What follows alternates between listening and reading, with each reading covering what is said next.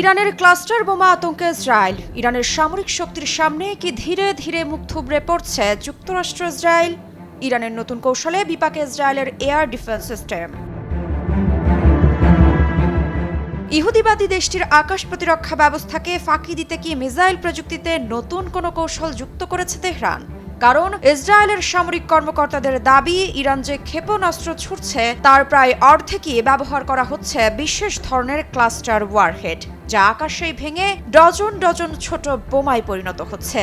ফলে একটি মিসাইলই মুহূর্তের মধ্যে বড় এলাকা জুড়ে সৃষ্টি করছে ভয়াবহ ঝুঁকি।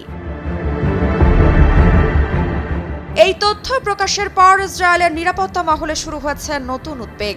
ইসরায়েলি প্রতিরক্ষা সূত্রের ভাষ্য অনুযায়ী এসব ক্লাস্টার ওয়ারহেড বহনকারী ক্ষেপণাস্ত্র মাঝ আকাশে বিস্ফোরিত হয়ে বহু ক্ষুদ্র বিস্ফোরক ছড়িয়ে দেয়। এর কিছু সঙ্গে সঙ্গে বিস্ফোরিত হলেও অনেকগুলো মাটিতে পড়ে থেকে পরে বিস্ফোরিত হতে পারে, যা বেসামরিক মানুষের জন্য দীর্ঘমেয়াদী হুমকি তৈরি করে।